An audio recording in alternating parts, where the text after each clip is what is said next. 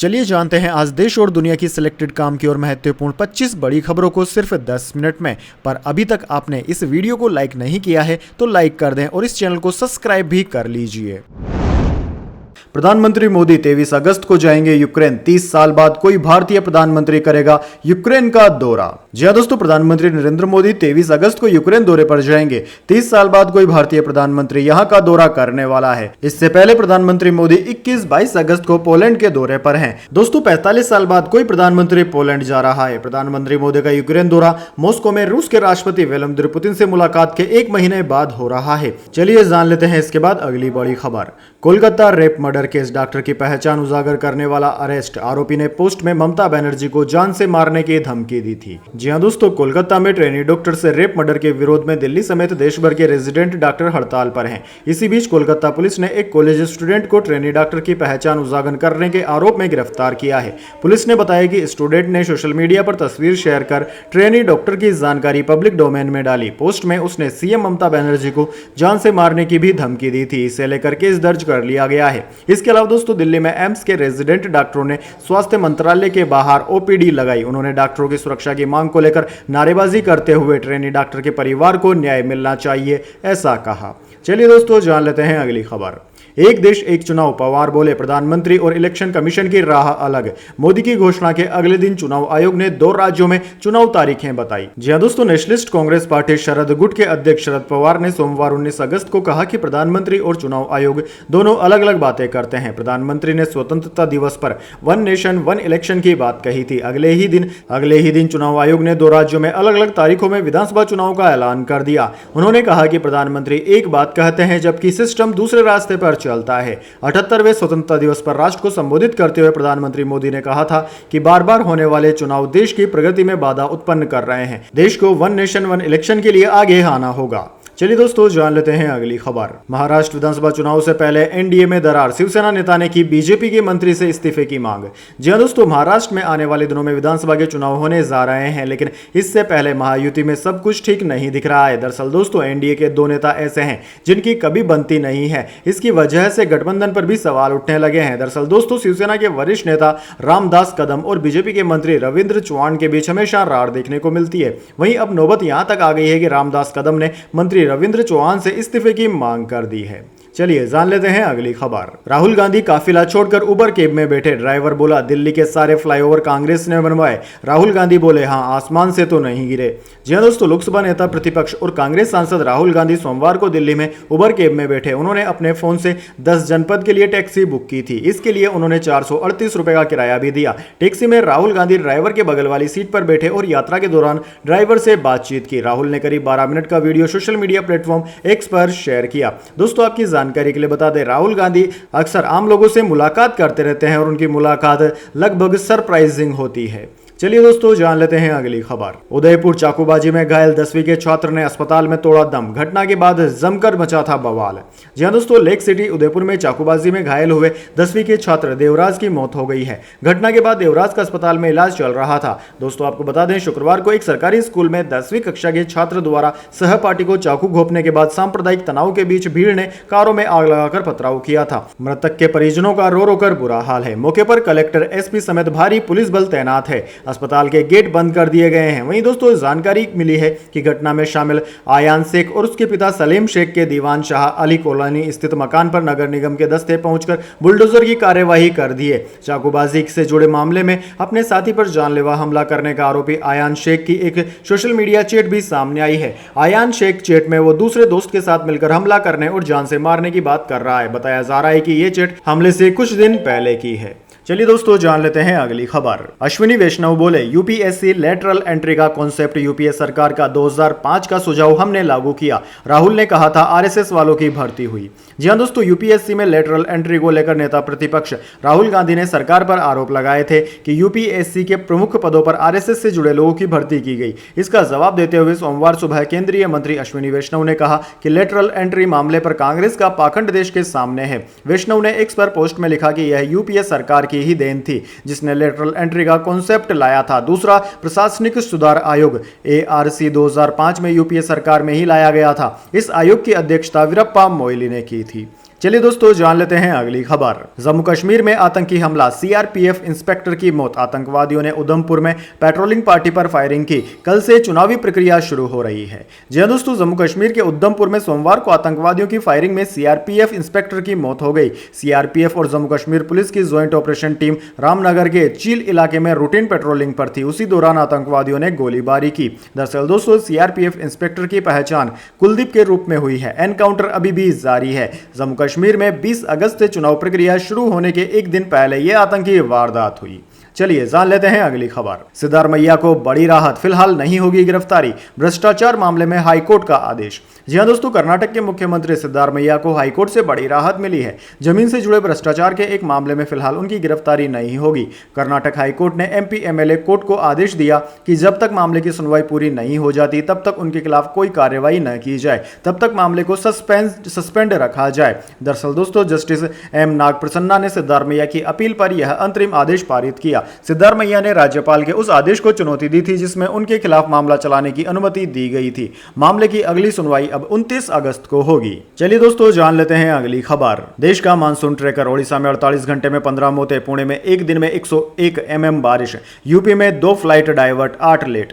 जी हां दोस्तों, ओडिशा में पिछले 48 घंटों में बिजली गिरने से 15 लोगों की मौत हो चुकी है। रविवार को राज्य में अलग अलग जगहों पर 6 लोगों की भी मौत हुई, जबकि 4 लोग घायल बताए जा रहे हैं। भारतीय मौसम विज्ञान विभाग ने 19 और 20 अगस्त को ओडिशा के 10 जिलों में भारी बारिश का येलो अलर्ट जारी किया है। वहीं दोस्तों, पुणे में बारिश के बाद सड़कें, सबवे, अंडरपास और घरों में पानी भर गया। शहर में जगह जगह ट्रैफिक जाम लग गया। वड़गांव शहरी इलाके में रविवार शाम को 101.5 मिमी बारिश दर्ज की गई। आईएमडी ने कहा कि अगले 2 दिन पुणे में बारिश होती रहेगी। वहीं दोस्तों, खराब मौसम की वजह से रविवार को लखनऊ आने वाले 2 विमानों को डाइवर्ट किया गया और 8 फ्लाइटें लेट चल रही है। इसके अलावा दोस्तों बात करें आईएमडी यानी कि इंडियन मेट्रोलॉजी डिपार्टमेंट की ओर से 20 अगस्त को किन राज्यों के लिए भारी बारिश का अलर्ट जारी किया गया है, तो उन राज्यों में मध्य प्रदेश, महाराष्ट्र, छत्तीसगढ़, गोवा, बिहार, झारखंड, ओडिशा, सिक्किम, पश्चिम बंगाल, असम, मेघालय, नागालैंड, मणिपुर, मिजोरम, त्रिपुरा, पुडुचेरी, तेलंगाना, कर्नाटक शामिल है। इन राज्यों में भारी बारिश को लेकर अलर्ट जारी किया गया है भारतीय मौसम विज्ञान विभाग की ओर से। चलिए दोस्तों जान लेते हैं अगली खबर। महबूबा मुफ्ती की बेटी का पॉलिटिकल डेब्यू। जेएंडके चुनाव के लिए पीडीपी ने जारी की 8 उम्मीदवारों की पहली लिस्ट।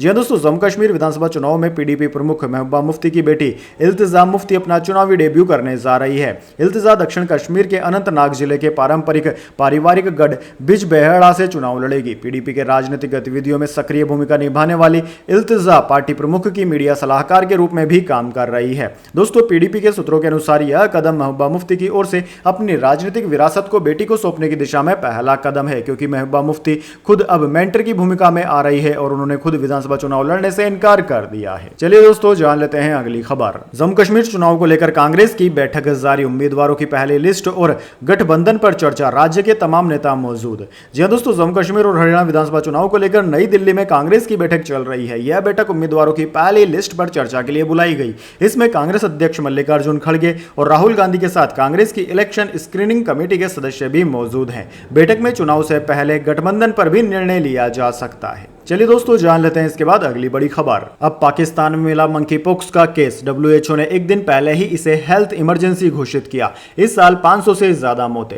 जी हां दोस्तों, स्वीडन के बाद अब पाकिस्तान में भी मंकी पॉक्स का केस मिला है। दरअसल दोस्तों, राइटर्स के मुताबिक पाकिस्तान में शुक्रवार को मंकी पॉक्स के 3 केस मिले। सभी यूएई की यात्रा करके लौटे थे। अभी पता नहीं चल पाया है कि मरीजों में कौन सा वेरिएंट है। तीनों मरीजों को अलग अलग रखा गया है। दरअसल दोस्तों, इससे पहले गुरुवार को स्वीडन में मंकी पॉक्स का मामला सामने आया था। अफ्रीका के बाद यह पहला मामला था। रिपोर्ट्स के मुताबिक मरीज में मंकी पॉक्स का क्लेड आई वेरिएंट पाया गया, जो कि एक जानलेवा वेरिएंट है। वहीं दोस्तों, विश्व स्वास्थ्य संगठन डब्ल्यूएचओ ने बुधवार को एमपॉक्स को ग्लोबल पब्लिक हेल्थ इमरजेंसी घोषित किया है। यह 2 साल में दूसरी बार है जब इस बीमारी को हेल्थ इमरजेंसी बताया गया है। दरअसल दोस्तों, डब्ल्यूएचओ की रिपोर्ट के मुताबिक इस साल विश्व में मंकी पॉक्स के अब तक 537 मामले सामने आ चुके हैं, जिनकी मौतें हुई। कोंगो में इस बीमारी का प्रकोप फैला हुआ है। इसकी चपेट में पड़ोसी देश भी आ रहे हैं। चलिए दोस्तों जान लेते हैं अगली खबर। बांग्लादेश में तख्ता पलट के बाद क्रिकेट डायरेक्टर का भी इस्तीफा। अक्टूबर में यहां होना है विमेंस टी20 वर्ल्ड कप। आईसीसी को दूसरे मेजबान की तलाश। जी हां दोस्तों, बांग्लादेश में सरकार बदलने के बाद क्रिकेट बोर्ड के डायरेक्टर जलाल यूनिस ने इस्तीफा दे दिया है। बांग्लादेश में विमेंस वर्ल्ड कप 3 अक्टूबर से होना है, लेकिन आईसीसी ने देश में पिछले दिनों हुई हिंसा के बाद दूसरे देश को मेजबानी देने का मन बना लिया है। इसी बीच बांग्लादेश क्रिकेट ऑपरेशंस के चेयरमैन भी रहे जलाल ने पद छोड़ दिया। वहीं दोस्तों, जलाल ने कहा कि क्रिकेट की भलाई को ध्यान में रखते हुए मैंने बांग्लादेश क्रिकेट बोर्ड से इस्तीफा दे दिया है। सरकार बदलने के बाद इस्तीफा देने वाले जलाल क्रिकेट बोर्ड के पहले ही सदस्य हैं। बांग्लादेश में स्टूडेंट प्रोटेस्ट के कारण 5 अगस्त को आवामी लीग सरकार को इस्तीफा देना पड़ा था, जिसके बाद विपक्षी दल और स्टूडेंट यूनियन ने मिलकर बांग्लादेश में नई सरकार बनाई। चलिए दोस्तों, जान लेते हैं अगली खबर। पंजाब सीएम पहुंचे दिल्ली, पूर्व उप मुख्यमंत्री से की मुलाकात, 19 महीने के संघर्ष का हाल जाना, शराब घोटाले के आरोप में जेल में थे सिसोदिया। जी हां दोस्तों, पंजाब के मुख्यमंत्री भगवंत मान शुक्रवार को 17 महीने जेल में बिताने के बाद जमानत पर रिहा हुए। दिल्ली के पूर्व डिप्टी सीएम मनीष सिसोदिया से मिलने पहुंचे। सीएम भगवंत मान ने दिल्ली में मनीष सिसोदिया से उनके आवास पर मुलाकात की। आम आदमी पार्टी के वरिष्ठ नेता मनीष सिसोदिया ने सीएम मान का फूलों का गुलदस्ता देकर स्वागत किया। वहीं दोस्तों, आपकी जानकारी के लिए बता दें, शराब घोटाले के आरोपों के बाद 17 महीने की लंबी लड़ाई के बाद मनीष सिसोदिया बाहर आए। बाहर आते ही मनीष सिसोदिया ने कहा था कि यह केस उन्होंने नहीं बल्कि उनकी पार्टी ने लड़ा था और उनकी पत्नी हमेशा उनके साथ थी। चलिए दोस्तों, जान लेते हैं इसके बाद अगली बड़ी खबर। लेकिन उससे पहले मेरी आपसे एक छोटी सी रिक्वेस्ट है, अगर दोस्तों आपको अभी तक हमारी न्यूज़ पसंद आई है तो इसे एक छोटा सा लाइक जरूर दे दीजिए, और अगर आपको पसंद नहीं आई है तो बेशक आप डिसलाइक भी कर सकते हैं। लेकिन दोस्तों, लाइक और डिसलाइक जरूर कीजिए, क्योंकि दोस्तों यही हमारी मेहनत का फल होता है और इसी से हमें पता चलता है कि आपको हमारी वीडियोस पसंद आ रही है या नहीं। तो चलिए दोस्तों, जान लेते हैं अगली खबर। सेंसेक्स 12 अंक गिरकर 80,424 पर बंद। निफ्टी में 31 अंक की बढ़त रही। ओला का शेयर 10% चढ़ा। जी हां दोस्तों, शेयर बाजार में 19 अगस्त को फ्लैट कारोबार देखने को मिला। सेंसेक्स 12 अंक की गिरावट के साथ 80,424 के स्तर पर बंद हुआ। वहीं दोस्तों, निफ्टी में भी 31 अंकों की बढ़त रही। ये 24,572 के स्तर पर बंद हुआ। सेंसेक्स के 30 शेयरों में से 18 में बढ़त और 12 में गिरावट देखने को मिली। ओला इलेक्ट्रिक के शेयर में आज 10% की तेजी रही। इसका शेयर आज 146.03 रुपए पर पहुंच गया। दोस्तों, ओला का शेयर 9 अगस्त को बाजार में 76 रुपए पर लिस्ट हुआ था। तब से लेकर अब तक ये शेयर करीब 80% बढ़ चुका है। अब दोस्तों, बात कर लेते हैं निफ्टी 50 के टॉप गेनर और टॉप लूजर स्टॉक्स की। दोस्तों, आज के मार्केट में निफ्टी 50 के टॉप गेनर्स में हिंडाल्को, श्रीराम फाइनेंस और बीपीसीएल रहे, जबकि निफ्टी 50 के टॉप लूजर्स में महिंद्रा एंड महिंद्रा, बजाज ऑटो और इंडसइंड बैंक रहे।